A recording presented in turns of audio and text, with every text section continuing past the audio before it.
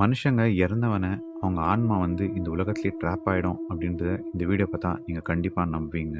2011 வந்த ஒரு பெரிய அர்த்குவேக்னால ஜப்பானில் ஒரு பெரிய சுனாமி வந்துச்சு. அதனால 19,000 பேர் இறந்து போனாங்க. ஒரு குறிப்பிட்ட ஏரியாவில் மாத்திரம் ரொம்ப பேர் இறந்து போனாங்க. அங்கே இருக்கிற டாக்ஸி டிரைவர்ஸ்க்கு இப்போவும் சில ஆத்மாங்க தெரியுதும் அப்படின்னு சொல்கிறாங்க. இன்னும் அவங்களுக்கு நிறைய பேரனாமல் ஆக்டிவிட்டீஸ் நடக்கிறதாகவும் சொல்கிறாங்க.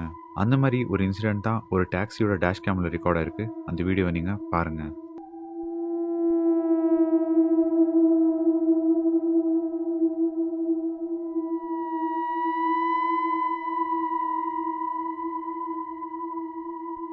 அந்த டாக்ஸி டிரைவர் கொஞ்சம் கூட நினச்சி பார்த்துருக்க மாட்டார். அவர் கார் சீட் பின்னால் ஒரு ஆன்மா இருந்துச்சு அப்படின்னு. அவருக்கு ரொம்ப நேரமாக யாரோ அலுவல சத்தம் வருது, ஆனால் திரும்பி பார்க்குறப்ப யாருமே இல்லைன்றதுனால அவர் வீட்டுக்கு போய் இந்த காரோட ஃபுட்டேஜ் பார்க்குறப்ப தான் அவர் பயங்கரமாக ஷாக் ஆகிறாரு. ஜப்பானில் இறந்து போன நிறைய பேரோட ஆன்மா வந்து இன்னும் அங்கே தான் சுற்றிட்டு இருக்கு. இன்னும் இந்த ஆத்மா வந்து நிறைய டாக்ஸி டிரைவர்ஸோட கண்ணுக்கு தான் தெரியுது அப்படின்னு சொல்கிறாங்க. இதுக்கு ரீசன் என்னன்னா, அந்த டாக்ஸி டிரைவர்ஸ்னால மட்டும்தான் அந்த ஆன்மாங்களை அவங்க வீட்டுக்கு கொண்டு போக முடியும் அப்படின்றதுனால அந்த ஆன்மாங்க வந்து அவங்கள மாத்திரம் ஹாண்ட் பண்ணிட்டு இருக்கு அப்படின்னு சொல்கிறாங்க.